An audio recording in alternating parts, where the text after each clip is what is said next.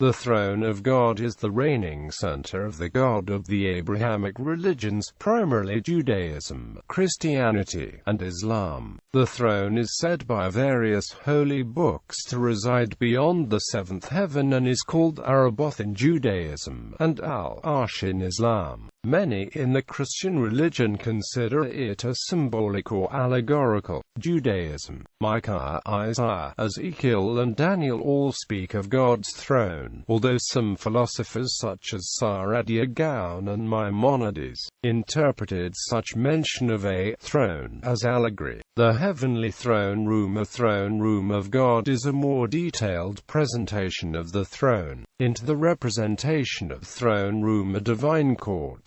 Micah's throne room vision. Micah's extended prophecy is the first detailed depiction of a heavenly throne room in Judaism. Zechariah's throne room vision. Zechariah chapter 3 depicts a vision of the heavenly throne room where Satan and the angel of the Lord contend over Joshua the high priest in the time of his grandson Eliashib the high priest. Many Christians consider this a literal event. Others, such as Gould, view the vision as symbolic of crisis on earth, such as opposition from Sanballat the Horonite.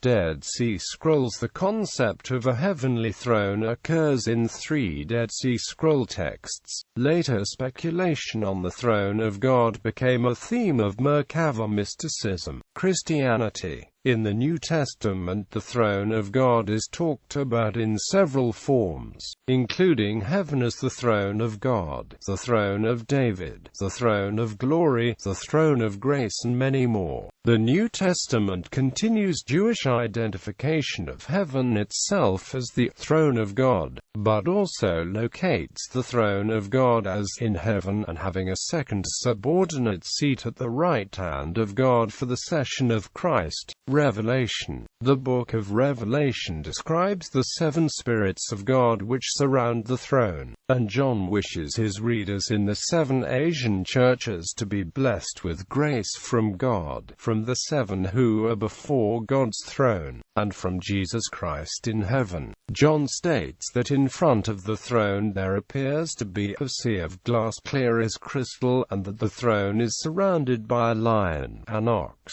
a man, and a flying eagle, each with 6 wings and covered with eyes, who constantly cry, Holy, holy, holy is the Lord God Almighty, who was, and is to come, repeatedly.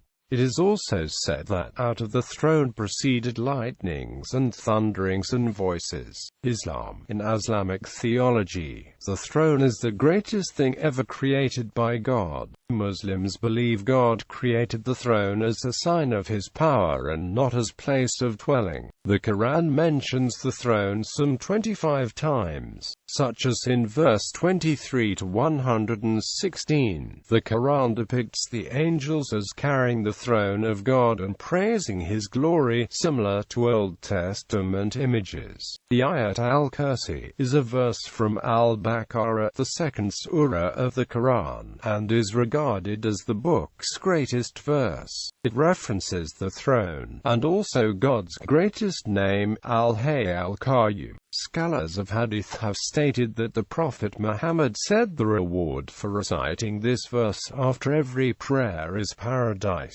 and that reciting it is a protection from the devil. Prophetic Hadith also established that the throne is above the roof of Al-Firdaus al-A'la, the highest level of paradise where God's closest and most beloved servants in the hereafter shall dwell. Bibliography.